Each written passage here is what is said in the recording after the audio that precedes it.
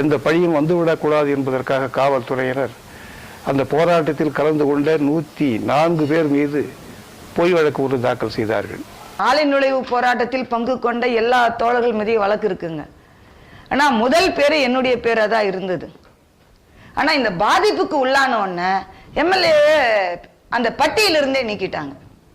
இதில் இவர்கள் சட்டவிரோதமாக கூடியதாகவும் கலவரம் விளைவித்ததாகவும் 147, 108 என்ற பிரிவு இந்திய தண்டனை சட்டம் பிரிவின் கீழ் வழக்கும், இவர்கள் காவலரை தாக்கி கொலை செய்ய முயன்றார்கள் என்ற பிரிவின் கீழ் 307 கீழ் வழக்கும், பொது சொத்துக்களை சேதம் விளைவிக்க முயற்சித்ததற்காக பிரிவு 3 கீழ் அந்த வழக்கையும் தாக்கல் செய்திருக்கின்றார்கள்.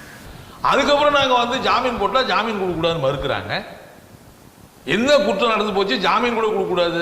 இந்த போராட்டத்தில் கலந்து கொண்ட பெரும்பகுதியானவர்கள் மாவட்டத்தின் பல்வேறு பகுதியிலிருந்து வந்தவர்கள் என்ற காரணத்தினாலும் அவர்கள் அங்கு மீண்டும் செல்வதற்கு வாய்ப்பில்லை. எனவே அங்கே எந்த விதமான டென்ஷனும் இல்லை என்பதை எடுத்து கூறியும் வெளியூரில் இருக்கிறவர்கள் எல்லாம் இந்த போராட்டத்திற்காக எதற்கு அங்கு வருகிறார்கள் என்று அரசு தரப்பிலிருந்து கேள்வியை கேட்டார்கள். அப்பொழுதுதான் நாம் சொன்னோம், இந்த போராட்டம் என்பது மக்களுக்கு, தலித் மக்களுக்கு இழைக்கப்பட்ட அநீதிக்காக நடத்துகின்ற போராட்டம்.